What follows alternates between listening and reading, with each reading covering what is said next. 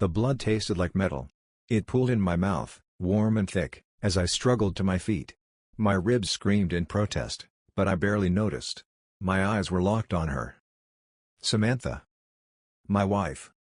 She stood there, arms crossed, watching with a smirk as her lover wiped the sweat from his brow. "You had enough, buddy?" The man grinned, flexing his fists. Her lover. Her accomplice. The man she had been fucking behind my back. She had lied. She had denied. She had gaslit me, made me feel insane for even suspecting her. And now, she was smiling. She was actually smiling as I bled. That was the moment something in me snapped. This wasn't about love anymore. It wasn't about heartbreak. It was about power. I wiped my mouth and let out a chuckle. A dry, humorless sound. "You think this is over?" I asked, my voice hoarse. "You have no idea who you're dealing with." Samantha's smile faltered, but only for a second. "Oh, grow up, Daniel," she said, rolling her eyes. "You're embarrassing yourself." The bastard beside her laughed. "She's right, man. Just walk away." "Walk away?" I grinned at them both. Oh, I wasn't walking away. I was just getting started. The bruises healed faster than the humiliation. In the days that followed, Samantha acted like nothing had happened. She floated around the house, wearing that same smug grin, leaving traces of her betrayal in the air like cheap perfume. Her phone was always glued to her hand, her screen tilted just out of my sight. She didn't even bother hiding it anymore. I played my part perfectly, quiet, distant, licking my wounds in the shadows. She thought I was broken. She thought I was defeated. She was wrong. Revenge isn't loud. It doesn't scream or shout. It waits. It plans. It grows in silence. I started small. Passwords. Bank accounts. I knew every detail of her life because I had once been foolish enough to trust her. That trust became my weapon. I watched her patterns, the late-night texts, the business trips that were nothing more than excuses to spread her lies across hotel sheets. But I didn't confront her. Not yet. Instead, I made her comfortable. I let her think she'd won. I even apologized. "Sam," I said one evening, my voice soft, pretending to be the broken man she believed I was. "I've been thinking. Maybe I was too controlling. Maybe I drove you away." She didn't hesitate. She agreed. And that's when I knew. She thought I was weak. Perfect. I needed her arrogance. It made her careless. While she was busy living her double life, I was planting seeds, tiny cracks in her perfect image, silent manipulations that would fracture everything she thought she controlled. The first step was isolation. I charmed her friends, subtly sowing doubts. "Sam's been acting strange lately, hasn't she?" I'd say casually over drinks. "I think she's under a lot of stress. Sometimes I wonder if she's hiding something." People love gossip. It spreads like wildfire, especially when whispered by someone who looks like they're hurting. Then came the finances. I funneled money from our joint accounts, leaving just enough for her to think everything was normal. She never noticed, too busy buying gifts for her lover, too confident to check the details. And the evidence? Oh, I gathered it all. Screenshots. Photos. Audio recordings. Every lie she told, every betrayal she committed, neatly archived. But the masterpiece wasn't just about exposing her. It was about destroying her from the inside out. She'd already stabbed me in the heart. Now it was my turn. Weeks passed, and Samantha didn't notice the cracks forming beneath her feet. She was too wrapped up in her little fantasy, tangled in her web of lies, oblivious to the fact that I was the spider. One evening, she came home late, again. Her lipstick smudged, her perfume mixed with the faint scent of someone else's cologne. She tossed her bag on the counter, acting like I didn't exist. I sat there, sipping a glass of whiskey, pretending to scroll through my phone. "Rough day?" I asked casually, not even looking up. She huffed, rolling her eyes. "You wouldn't understand." She was right, I wouldn't. I'd never understand how someone could be so shameless. But I didn't flinch. I didn't argue. Instead, I waited. The first fracture needed to be subtle, something that would plant just enough paranoia to make her spiral. That night, while she slept beside me, her breathing shallow and peaceful, as if she wasn't rotting from the inside, I unlocked her phone. She never bothered to change the passcode. Arrogance makes people sloppy. I found what I was looking for, messages from him. Sweet nothings, plans to finally be together soon, and photos that made my stomach twist, not from heartbreak, but from rage. I forwarded everything to an anonymous email account I'd set up weeks ago. Then, I did something even better. I sent a single message to her lover from her phone. Do you ever think he suspects? He's so pathetic, it's almost fun watching him squirm. I deleted the message immediately after sending it, leaving no trace on her end. The next morning, I watched her over breakfast. She was scrolling through her phone, sipping coffee, oblivious to the chaos I'd just set in motion. Later that day, the calls started. The angry texts. Her lover was unraveling, paranoid that I knew, demanding to know why she'd sent that message. She was confused, defensive. I listened from the other room, hidden in plain sight, as she tried to patch the first crack I'd carved into her perfect little world. But paranoia is a poison. Once it seeps in, it spreads.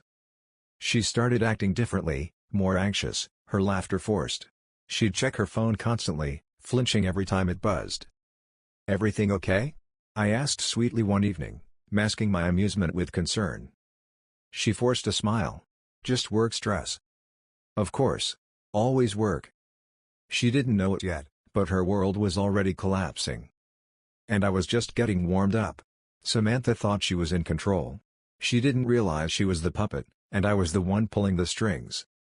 The tension between her and her lover grew like a tumor, silent at first, then impossible to ignore. I overheard her on the phone late at night, her voice hushed but sharp, laced with frustration. "Why would I send that? You're being paranoid, it's nothing. No, he doesn't know anything. Stop being stupid." Oh, he wasn't being stupid. He was just starting to see the cracks I'd carved into their perfect little affair. I played my part with precision. I was the doting husband, the man trying to fix things. I'd cook dinner, leave little notes, act like I was desperate to save our marriage. She mistook my kindness for weakness. That was her second mistake. Her first was underestimating me. I decided it was time to isolate her even more. She thrived on attention, from her friends, her lover, even me. So I started pulling those threads, one by one. Her friends were easy. A few strategic conversations, some fake concern about her behavior, and the seeds were planted. I think she's been really stressed. She's been distant, secretive. I don't know, maybe something's going on. People love drama. They can't resist it. Soon enough, the calls from her friends became less frequent. The invites stopped. She'd stare at her phone, waiting for messages that never came. Good. Her lover was next. I needed him out of the picture, but not too soon. I wanted him to self-destruct. I created a fake online profile, just a faceless name with an alluring smile. I knew exactly what kind of woman he'd fall for because Samantha had a type, and he fit the mold perfectly. It didn't take long. Men like him are easy prey. Flirty messages turned into late-night conversations. I dangled the bait, and he swallowed it whole. Within weeks, he was meeting my alter ego at the same hotel where he used to meet my wife. The irony was delicious. Samantha noticed the change. She grew restless, suspicious. She'd stare at her phone, frowning when his replies were short, distracted. "Is everything okay with you two?" I asked one evening, my tone dripping with faux sympathy. She snapped. "Mind your own business, Daniel." Oh, but it was my business. She started unraveling. The late nights became more frequent, but she'd come home agitated, her excuses flimsy and transparent. One night, she stormed in, slamming the door behind her. I was sitting in the living room, sipping whiskey, the perfect picture of indifference. She didn't even look at me as she stomped upstairs. I smiled to myself. She was losing control. Exactly where I wanted her. The beauty of revenge is in its patience. It's not about the final blow, it's about the slow, methodical destruction that happens long before that. It's about watching someone unravel, piece by piece, as they choke on the very lies they once wielded so effortlessly. Samantha was unraveling beautifully. Her once flawless routine crumbled. She started missing work, her perfect makeup smeared with frustration instead of seduction. She snapped at small things. The coffee wasn't hot enough, the Wi-Fi was too slow, my very breathing seemed to irritate her. She was looking for someone to blame, but she never looked in the right place. The best part? I didn't have to lift a finger anymore. I'd planted enough seeds. Now, I just watched them bloom. Her lover was distant, growing colder with each day. He stopped replying as quickly, stopped making time for her. I made sure of that. The fake profile I created had him hooked, caught in the same web of deceit he once spun with Samantha. But she didn't know that. She thought he was losing interest. And that terrified her. One night, she finally broke. I found her sitting in the kitchen, a half-empty bottle of wine in front of her, her eyes glassy and distant. She looked defeated. But not in the way I wanted yet. "Rough day?" I asked, my voice casual, hiding the thrill beneath. She didn't answer at first. Then she sighed, swirling the wine in her glass. "I don't know what's happening anymore." I sat across from her, leaning back like the uninterested husband she thought I was. "What do you mean?" She hesitated, then scoffed. "You wouldn't understand." I smiled inside. She was right, I wouldn't understand how it felt to be betrayed. But she was starting to. I let the silence stretch until it felt like a noose around her neck. Then I stood up, pretending to be indifferent, and left her there with her thoughts, because that's where the real damage happens. In the quiet. In the spaces between words. Later that night, I watched her from the doorway as she sat on the floor of her bedroom, clutching her phone, tears streaking her perfect face. She was texting him, desperate, pleading. "Please talk to me. I don't understand what's going on." No reply. Because he was busy, with me. I'd been feeding him lies through that fake profile, making sure he believed Samantha was just a fling, that she was desperate, clingy, not worth the effort anymore. And he believed every word. Samantha didn't sleep that night. I did, though. Better than I had in months. By morning, she was a ghost of the woman she used to be, frayed, fragile, and clinging to the last threads of a life she no longer controlled. But I wasn't done yet. The next phase was the most important. It was time to make her beg. Begging isn't just about words, it's about the erosion of pride, the crumbling of self-worth until a person is nothing but raw desperation.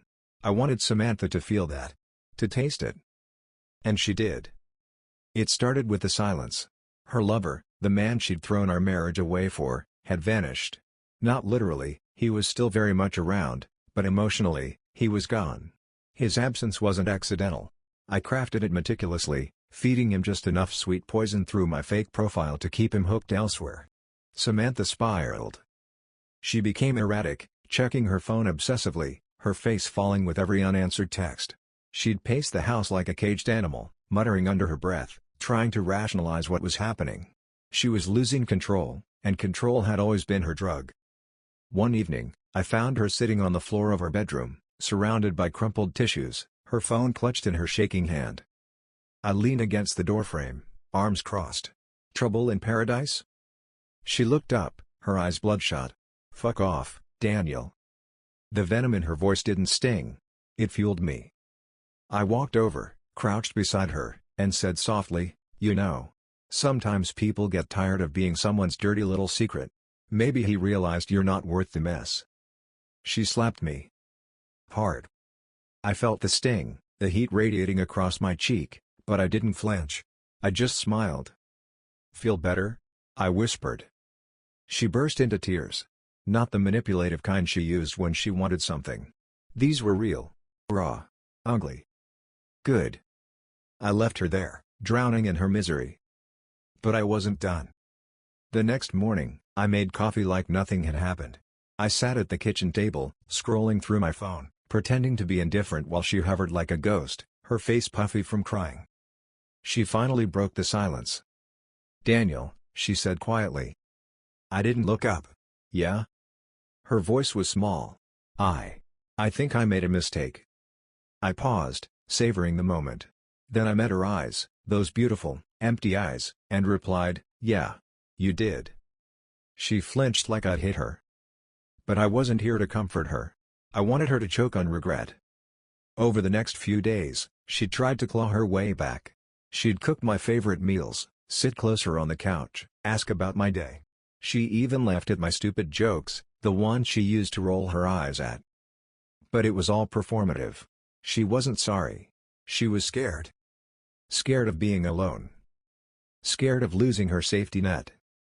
And that's when I knew she was ready. Ready for the final act. Because revenge isn't just about watching someone suffer. It's about making them beg for the life they once had, right before you rip it away. By now, Samantha was a shell of herself, no longer the confident, manipulative woman who thought she could juggle her lies like trophies. She was fragile, brittle, held together only by the hope that maybe, just maybe, I'd forgive her. But forgiveness was never part of the plan. One evening, I set the stage for the final act. The house was quiet, dimly lit, the perfect backdrop for what was to come. I found her in the living room, staring blankly at the television, though it was clear she wasn't watching anything. I sat down beside her, close enough for her to feel the warmth of my presence but distant enough to keep her guessing. "Samantha," I said softly, my voice a careful mix of sympathy and detachment. She turned to me, eyes wide with a flicker of hope. "Yes?" I hesitated, just enough to make her lean in slightly. "I've been thinking. Maybe we should talk. About us." Her face lit up like a dying flame catching a gust of wind. She nodded eagerly. "I miss how things used to be," I continued, lying effortlessly. "Before everything got complicated." She swallowed hard. "Me too. I'm so sorry, Daniel. I was stupid. I didn't realize what I had. I miss you." There it was. The confession I'd been waiting for. Not an admission of guilt, but a plea for the comfort she'd lost. I leaned in, brushing a strand of hair from her face. She closed her eyes, savoring the touch, desperate for connection. Then I whispered, "Prove it." She opened her eyes, confused. "What do you mean?" "Prove you're sorry. Do whatever it takes." She nodded, eager, her pride dissolving into dust. "Anything. Just tell me what to do." I smiled gently. "Give me your phone." She hesitated, a flicker of fear crossing her face. But she handed it over. I scrolled through her messages, pretending to check for lingering signs of her affair. But I wasn't looking for anything. I already knew everything. I stood up, holding her phone. "I need to step out for a bit. I'll be back soon." She looked panicked. "Wait, where are you going?" "Just trust me." I left her there, confusion and fear etched into every line of her face. But I wasn't going anywhere far. I drove to a secluded spot, opened her phone, and sent a series of messages, to her lover, her friends, even her boss. Carefully crafted words designed to shatter whatever remnants of her life she'd managed to cling to. To her lover, "You were just a distraction. I never loved you. It was fun while it lasted." To her friends, "I never liked any of you. You're all pathetic, just like your sad little lives." To her boss, "I'm done pretending to respect you. You're a joke, and this job is beneath me." Then I deleted the messages from her outbox, ensuring she wouldn't know until the damage was done. When I returned home, she was waiting by the door, anxiety radiating off her like heat. "Everything okay?" she asked nervously. I handed her the phone. "Yeah. Everything's perfect." And it was. Because by morning, her world would be ashes. And I'd be the one holding the match. The morning came like a slow burn, the faint glow of dawn creeping through the blinds as Samantha stirred beside me. She didn't know it yet, but everything she thought she still controlled was gone, reduced to ashes overnight. Her phone buzzed. And again. And again. She woke with a start, fumbling for it, her face pale even before she unlocked the screen. I watched from the bed, pretending to be groggy, hiding the satisfaction that surged with every notification. Her fingers trembled as she scrolled. "What the hell is wrong with you, Sam? I can't believe you'd say that to me. Don't ever contact me again. You were fired. HR will be in touch." Her breath quickened. She sat up, clutching the phone like it might dissolve in her hands. "What's wrong?" I asked, my voice heavy with fake concern. She turned to me, her eyes wide, panic setting in. I don't know. Something's wrong with my phone. These messages, I didn't send them." I sat up, feigning confusion. "Let me see." She handed it to me, her hands shaking. I scrolled through the damage I'd created, pretending to be shocked. "This doesn't make sense," I murmured, handing it back. "Maybe you've been hacked?" She nodded, desperate for an explanation that didn't involve the reality unraveling around her. She spent the next few hours frantically calling people, trying to explain, to fix what couldn't be fixed. But the damage was done. Her friends ghosted her. Her boss terminated her position with clinical efficiency. And her lover? He blocked her. I watched her crumble in real time, her frantic pacing, her desperate sobs, her incoherent attempts to piece together a life that no longer existed. She collapsed on the living room floor, phone clutched to her chest, rocking slightly as if motion could undo the inevitable. I approached her, crouching down, my voice soft. "Sam. It's okay. We'll figure this out." She looked up, her face stained with tears. "Why is this happening to me?" I tilted my head, studying her like an insect pinned under glass. Then I whispered, "Because you deserve it." Her expression shifted from confusion to horror. "What?" she croaked. I leaned in closer, my smile razor sharp. "You think I didn't know? You think I didn't see what you've been doing? The lies? The cheating?" She opened her mouth to deny it, but I cut her off. "Don't bother. I've known for months." Her face crumpled, a mixture of fear, guilt, and disbelief. "Daniel, The morning came like a slow burn, the faint glow of dawn creeping through the blinds as Samantha stirred beside me. She didn't know it yet, but everything she thought she still controlled was gone, reduced to ashes overnight. Her phone buzzed. And again. And again. She woke with a start, fumbling for it, her face pale even before she unlocked the screen. I watched from the bed, pretending to be groggy, hiding the satisfaction that surged with every notification. Her fingers trembled as she scrolled. "What the hell is wrong with you, Sam? I can't believe you'd say that to me. Don't ever contact me again. You were fired. HR will be in touch." Her breath quickened. She sat up, clutching the phone like it might dissolve in her hands. "What's wrong?" I asked, my voice heavy with fake concern. She turned to me, her eyes wide, panic setting in. I don't know. Something's wrong with my phone. These messages, I didn't send them." I sat up, feigning confusion. "Let me see."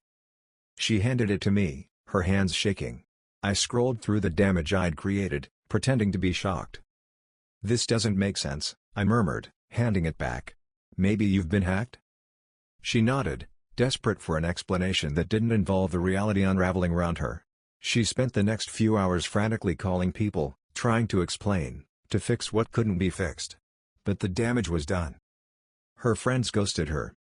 Her boss terminated her position with clinical efficiency. And her lover? He blocked her.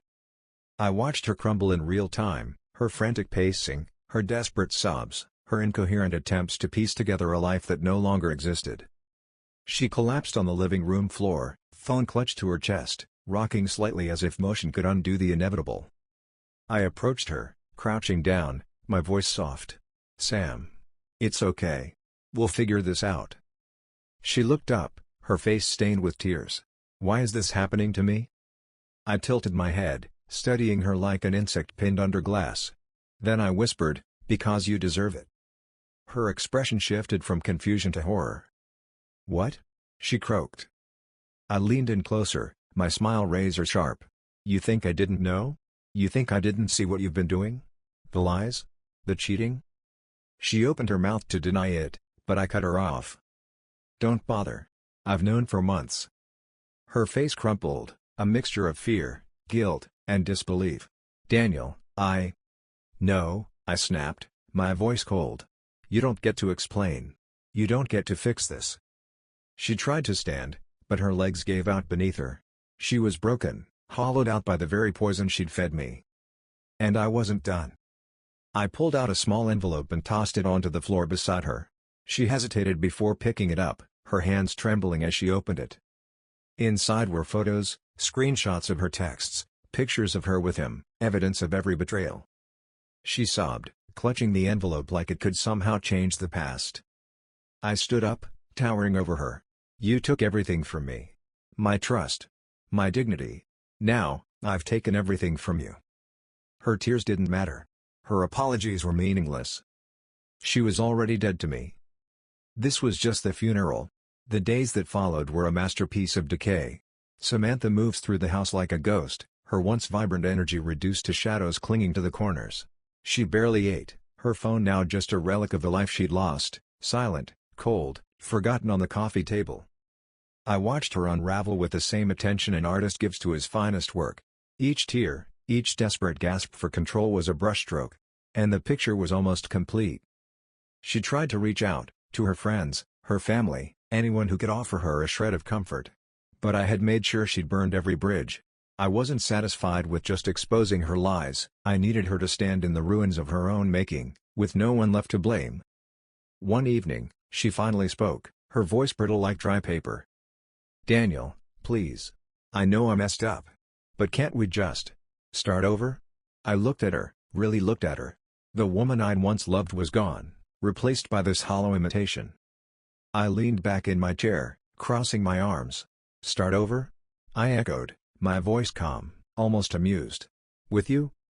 Her face crumpled, but she pressed on, desperation giving her a fragile kind of courage. "I can change. I swear. I was stupid, I didn't realize what I had until I lost it." I stood up slowly, walking over to her.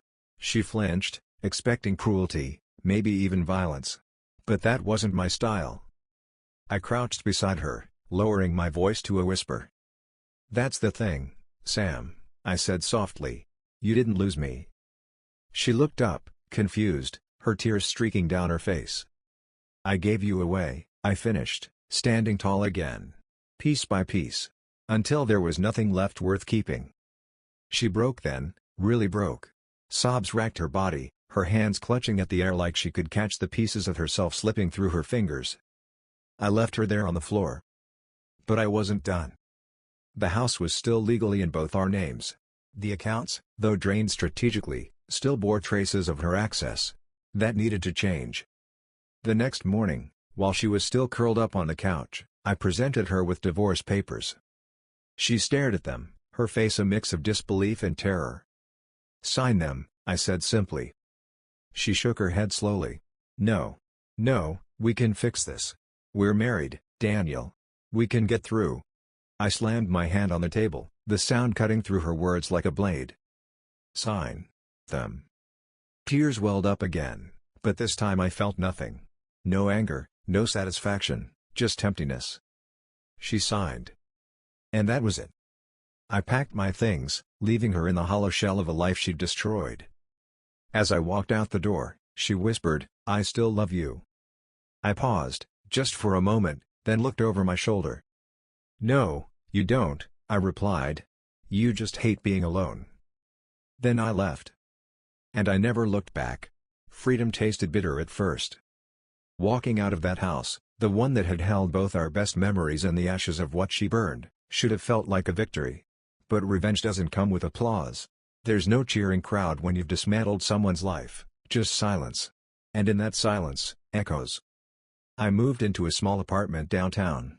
Bare walls, minimal furniture, nothing that could carry the scent of her. No reminders. Just space, and space can be both a sanctuary and a prison, depending on the day. At first, I kept tabs on her. Old habits die hard. Mutual friends, well, the few who hadn't turned their backs on her, fed me scraps of updates. She'd lost her job, of course. The messages I sent from her phone had torched that bridge beyond repair. No friends left either. They'd all drifted, unable to stomach the mess she'd become. And her lover? He was long gone. The last I heard, he'd moved on to someone new, the way parasites do, feeding, then fleeing when the host was drained. I'd hear whispers. She was living in that house alone, drowning in debts she couldn't pay, clinging to the ghosts of everything she'd lost. Good. But here's the thing about revenge, it doesn't fill the emptiness. One night, a few months after the divorce was finalized, I got a call. A number I didn't recognize. I almost ignored it, but something made me answer. "Daniel," her voice cracked through the speaker, fragile, like it might shatter into dust.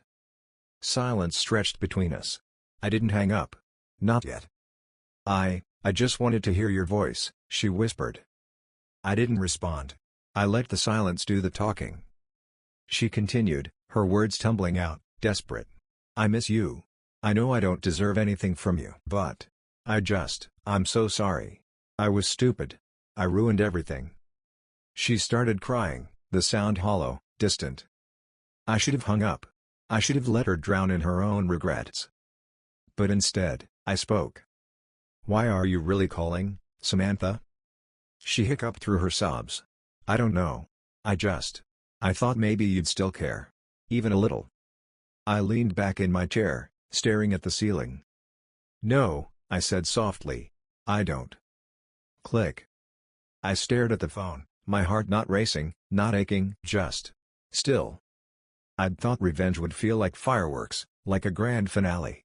But it was more like an echo fading into the distance, leaving nothing behind. And maybe that was the real punishment, not just for her, but for me too. Because after all the games, all the manipulations, all the carefully crafted chaos, I realized I didn't miss her. But I missed the version of me that existed before I met her. And that was someone I couldn't get back. Time doesn't heal wounds, it just teaches you how to live around them. Weeks turned into months, and the sharpness of everything dulled. The memories, once vivid and raw, became muted echoes. But echoes never really disappear, they just fade until you forget they're still there, waiting. One night, I found myself standing in front of the bathroom mirror, staring at someone I barely recognized.